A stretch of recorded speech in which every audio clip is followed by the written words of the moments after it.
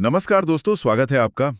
आज हम मेवाड़ के एक ऐसे शासक की बात करने वाले हैं जिनका नाम इतिहास में सिर्फ तलवार के दम पर नहीं लिखा गया, बल्कि कलम और छेनी हथौड़ी से भी लिखा गया है। महाराणा कुंभा। हाँ, और हमारे पास जो स्रोत हैं वो एक ऐसी शख्सियत की तस्वीर दिखाते हैं जो एक ही समय में योद्धा भी हैं और कवि भी। बिल्कुल, एक महान निर्माता भी और एक कुशल संगीतकार भी। तो आज हमारा मकसद सिर्फ ये जानना नहीं है कि उन्होंने क्या क्या किया, बल्कि ये समझना है कि एक ही इंसान अपने 35 साल के शासन में इतनी सारी भूमिकाएं एक साथ कैसे निभा सकता था। और यही बात उन्हें सबसे अलग बनाती है।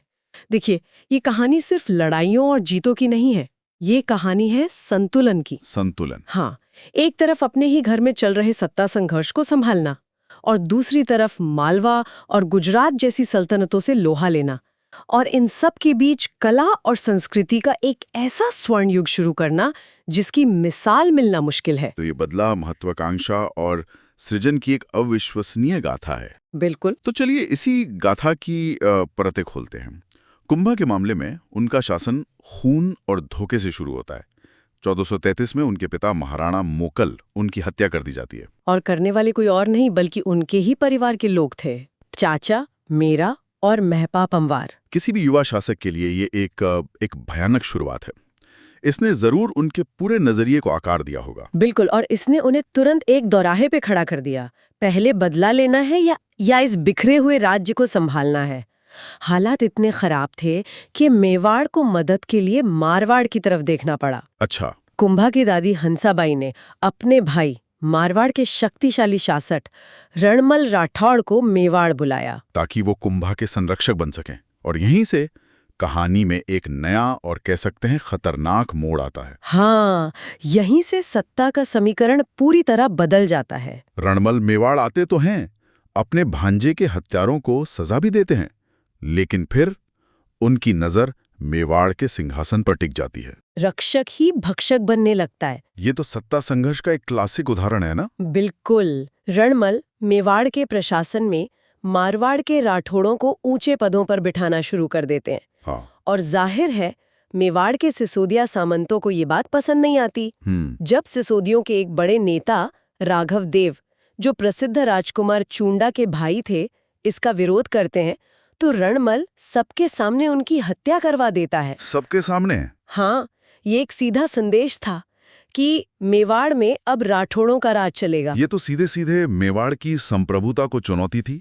लेकिन कहते हैं ना, बड़े बड़े साम्राज्य अक्सर अंदरूनी साजिशों से ही ढहते हैं। हाँ, और स्रोतों में रणमल की प्रेमिका भारमली का एक बहुत ही नाटकीय जिक्र आता है। हाँ, कहानी किसी जासूसी फिल्म जैसी लगती है। अच्छा, कहा जाता है कि एक शाम रणमल नशे में अपनी प्रेमिका भारमली को बताता है कि वो जल्द ही कुंभा को रास्ते से हटाकर मेवाड़ का राजा बनेगा। अब भारमली के सामने एक दुविधा थी, अपने प्रेमी का साथ दे या अपने राज्य का। और उसने राज्य को चुना। अरे वाह! उसने ये सूचना सीधे कुंभा की दादी हंसाबाई तक पहुंचा दी और यहीं से जवाबी साजिश की बिसात बिछती है। हंसाबाई को एहसास हो जाता है कि रणमल अब एक खतरा बन चुका है और वो तुरंत मालवा में निर्वासित जीवन जी रहे मेवाड़ के भीष्म पितामह चूंडा सिसोदिया को वापस बुलाती हैं। और फिर जो होता है वो मध्ययुगीन राजनीति की क्रूरता को दिखाता है। चूंडा के नेतृत्व में सिसोदिया सामंत रणमल को खत्म करने की योजना बनाते हैं और इस योजना में फिर से भारमली को शामिल किया जाता है। अच्छा, उसे क्या काम सौंपा जाता है? उसे रणमल को बहुत ज्यादा शराब पिलाने का काम सौंपा जाता है। और इसका अंत तो अविश्वसनीय है। हाँ। भारमली रणमल को शराब पिलाकर बेसुध कर देती है और जैसे ही वो अपनी चारपाई पर गिरता है, चूंडा और उसके साथी उस पर हमला कर देते हैं। लेकिन स्रोत उसकी ताकत का जो वर्णन करते हैं वो हैरान करने वाला है। हाँ, कहते हैं कि उसे चारपाई से बांध दिया गया था, फिर भी जब एक हमलावर ने उसकी छाती में कटार मारी तो वो चारपाई समेत खड़ा हो गया और अपने एक हत्यारे को दीवार से इतनी जोर से पटका कि उसकी वहीं मौत हो गई। सोचिए जरा। ये घटना हमें याद दिलाती है कि ये सिर्फ इतिहास के पन्नों के नाम नहीं है, ये असली लोग थे जिनका जुनून और जिनकी क्रूरता की कहानियां आज भी हमें चौंका देती हैं। तो रणमल की मौत मेवाड़ के लिए एक समस्या का अंत थी, लेकिन ये मेवाड़ और मारवाड़ के बीच एक नए और खूनी संघर्ष की शुरुआत भी थी। तो अब ये सिर्फ एक राजनीतिक हत्या नहीं रही। नहीं, अब ये दो राज्यों के बीच दुश्मनी बन गई। चूंडा के नेतृत्व में सिसोदियों ने मेवाड़ में मौजूद हर राठौर को मारना शुरू कर दिया। और इसी भगदड़ में रणमल का बेटा जोधा? हाँ, वही जोधा जो आगे चलकर जोधपुर शहर का संस्थापक बना, अपनी जान बचाकर भागता है। एक बहुत मशहूर किस्सा है ना कि कैसे एक संगीतकार ने उसे चेतावनी दी थी, यानी जोधा अगर भाग सकते हो तो भाग जाओ, तुम्हारा पिता रणमल मारा गया है। और जोधा भाग निकलता है, लेकिन चूंडा यहीं नहीं रुकता। वो मारवाड़ पर चढ़ाई करके उनकी राजधानी मंडोर पर भी कब्जा कर लेता है। मतलब पिता की मौत और अब अपनी मातृभूमि भी छिन गई। जोधा के लिए कितना बड़ा झटका होगा। अगले 15 साल तक जोधा एक भगोड़े की तरह जीता है। अपनी जमीन वापस पाने के लिए छोटे मोटे हमले करता रहता है, लेकिन हर बार नाकाम रहता है। यहीं पर वो खिचड़ी वाली दिलचस्प कहानी आती है ना, जो रणनीति का एक बड़ा सबक सिखाती है। हाँ, कहते हैं कि एक बार हार कर भूखा प्यासा जोधा एक किसान के घर शरण लेता है और किसान की पत्नी उसे गर्मा गर्म खिचड़ा परोसती है। जोधा भूख से इतना बेहाल था कि उसने सीधे खिचड़े के बीच में हाथ डाल दिया और उसका हाथ जल गया। तब उस महिला ने उसे ताना मारा, तू तो हमारे राजा जोधा जैसा ही बेवकूफ है, जो सीमा के ठंडे किनारों को छोड़कर सीधे गर्म केंद्र पर हमला करता है। खिचड़ी की एक थाली से मिला ज्ञान। ये तो एक यूरेका मोमेंट था जोधा के लिए। बिल्कुल, उसे अपनी गलती समझ में आई, उसने अपनी रणनीति बदली।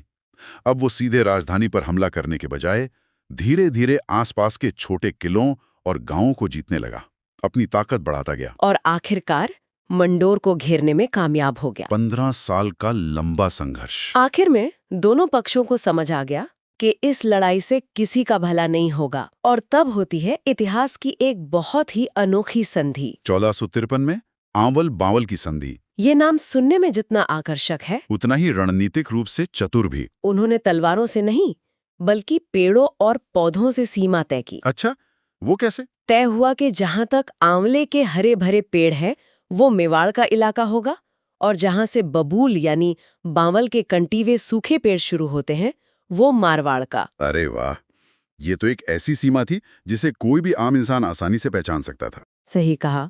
और इस समझौते को हमेशा के लिए पक्का करने के लिए जोधा ने अपनी बेटी श्रृंगार कंवर की शादी महाराणा कुंभा के बेटे रायमल से कर दी। तो एक तरह से कुंभा ने मेवाड़ के सबसे बड़े आंतरिक खतरे को हमेशा के लिए खत्म कर दिया और अपनी पूरी ताकत बाहरी दुश्मनों पर लगाने के लिए खुद को आजाद कर लिया। और इसकी शुरुआत होती है 1447 के सारंगपुर के युद्ध से। बिल्कुल, जिसका सीधा संबंध कुंभा के पिता की हत्या से है। हाँ, मोकल का एक हत्यारा महपा पमार भागकर मालवा के सुल्तान महमूद खिलजी की शरण में चला गया था। कुंभा ने खिलजी को संदेश भेजा कि मेरे पिता के हत्यारे को मुझे सौंप दो। खिलजी ने इनकार कर दिया और यही इनकार युद्ध का कारण बना। हाँ, ये इनकार और खिलजी की मेवाड़ पर कब्जा करने की महत्वाकांक्षा दोनों ने मिलकर युद्ध को जन्म दिया। और इस युद्ध में कुंभा ने खिलजी को एक निर्णायक हार दी। और इस जीत के बाद कुंभा कुछ ऐसा बनवाते हैं जो आज भी चित्तौड़ की पहचान है। विजय स्तंभ। विजय स्तंभ ये सिर्फ एक स्मारक नहीं था, ये शक्ति का एक खुला प्रदर्शन था। 122 फुट ऊंचा टावर, भगवान विष्णु को समर्पित, इसलिए इसे विष्णु ध्वज भी कहा जाता है। इसके जरिए कुंभा ये संदेश दे रहे थे कि उनकी जीत दैवीय है और वो उत्तर भारत के सबसे शक्तिशाली हिंदू शासक हैं। मतलब ये एक राजनैतिक और धार्मिक दोनों तरह का बयान था। बिल्कुल। और कुंभा के संघर्ष यहीं खत्म नहीं हुए। मालवा को हराने के बाद उनका सामना गुजरात सल्तनत से हुआ। हाँ, और जैसा कि पुरानी कहावत है, दुश्मन का दुश्मन दोस्त होता है। मेवाड़ से लगातार हारने के बाद मालवा और गुजरात के सुल्तानों ने हाथ मिला लिया। 1456 में उन्होंने चांपानेर की संधि की, जिसका एकमात्र मकसद था महाराणा कुंभा को हराना और मेवाड़ को आपस में बांट लेना। सही कहा। अब समीकरण बदल चुका था। ये एक के खिलाफ दो बड़ी सल्तनतों की संयुक्त शक्ति थी। ये कुंभा के सैन्य जीवन की सबसे बड़ी चुनौती थी। लेकिन 1457 में बदनौर के युद्ध में कुंभा ने न सिर्फ उनकी संयुक्त सेना को हराया, बल्कि उन्हें इतनी बुरी तरह कुचला कि उन्होंने फिर कभी मेवाड़ की तरफ देखने की हिम्मत नहीं की। और यहीं से कुंभा की कहानी का दूसरा और शायद ज्यादा दिलचस्प अध्याय शुरू होता है। एक अजय योद्धा होना एक बात है, लेकिन कुंभा की महानता इस बात में है कि जब वो ये सारी लड़ाइयां लड़ रहे थे, उसी समय वो मेवाड़ में एक सांस्कृतिक क्रांति को भी जन्म दे रहे थे। उनकी तुलना अक्सर गुप्त सम्राट समुद्रगुप्त से की जाती है ना? हाँ, जो एक महान विजेता होने के साथ साथ एक कुशल वीणा वादक भी थे। कुंभा भी एक बेहतरीन वीणा बजाते थे। ये संतुलन ही अविश्वसनीय है। कवि राजा श्यामल दास अपनी किताब वीर विनोद में दावा करते हैं कि मेवाड़ के कुल 84 किलों में से 32 अकेले कुंभा ने बनवाए थे। 32 किले। गजब है ये तो किसी भी शासक के लिए एक जीवन भर की उपलब्धि होगी। और ये सिर्फ संख्या की बात नहीं है, इन किलों में कुंभलगढ़ जैसा विशाल किला भी शामिल है, जिसकी दीवार चीन की महान दीवार के बाद दुनिया की दूसरी सबसे लंबी दीवार मानी जाती है। ये किला मेवाड़ की अजेयता का प्रतीक बन गया। और फिर विजय स्तंभ, जिस पर हम पहले भी बात कर रहे थे, इसे भारतीय मूर्तिकला का विश्वकोश कहा जाता है। हाँ, क्योंकि ये हिंदू देवी देवताओं की मूर्तियों से भरा पड़ा है, लेकिन इसमें कुछ ऐसी बातें हैं जो कुंभा की सोच को और गहरा दिखाती हैं। जैसे इसकी तीसरी मंजिल पर अरबी में 9 बार अल्लाह शब्द लिखा है। ये वाकई एक दिलचस्प बात है। एक ऐसा शासक जो इस्लामी सल्तनतों से लगातार लड़ रहा है, वो अपनी सबसे बड़ी जीत के प्रतीक पर अल्लाह शब्द क्यों लिखवाएगा? ये उनकी धार्मिक सहिष्णुता को दिखाता है। बिल्कुल। इसका एक और प्रमाण यह है कि उन्होंने जैनियों पर लगने वाला तीर्थयात्रा कर हटा दिया था। उनके शासनकाल में ही प्रसिद्ध रणकपुर जैन मंदिरों का निर्माण हुआ। सही कहा। और वास्तुकला से आगे बढ़कर अगर हम साहित्य और संगीत की बात करें, तो यहाँ कुंभा सिर्फ एक संरक्षक नहीं, बल्कि खुद एक महान रचनाकार के रूप में सामने आते हैं। उन्होंने संगीत पर कई ग्रंथ लिखे, जिनमें संगीत राज सबसे प्रमुख है। ये इतना विशाल ग्रंथ है कि इसके खुद 5 भाग हैं।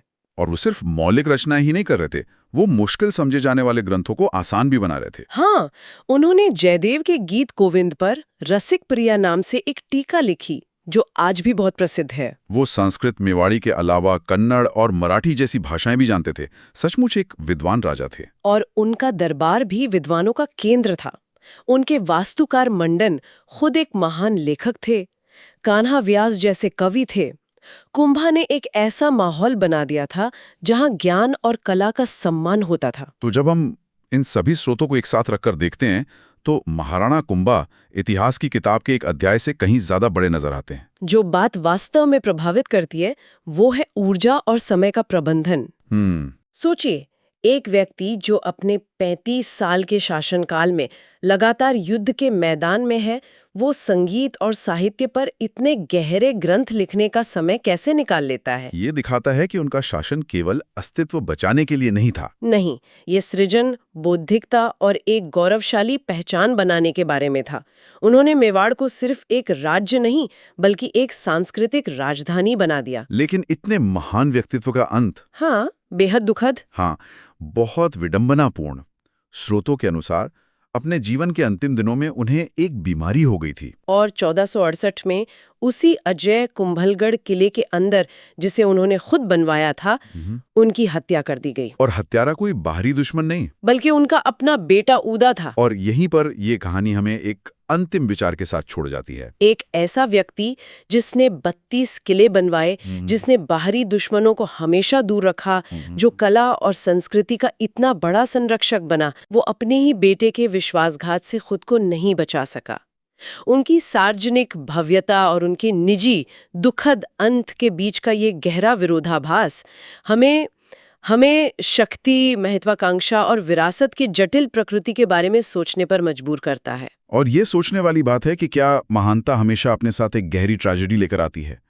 शायद महाराणा कुंभा की कहानी हमें यही सिखाती है कि आप पत्थरों से अजेय किले तो बना सकते हैं, लेकिन इंसानी रिश्तों की जटिलताओं से बचने के लिए कोई दीवार काफी नहीं होती। वीडियो पसंद आया तो वीडियो को लाइक करें, ज्यादा से ज्यादा शेयर करें और चैनल को सब्सक्राइब करें। मिलते हैं ऐसे ही अगले वीडियो।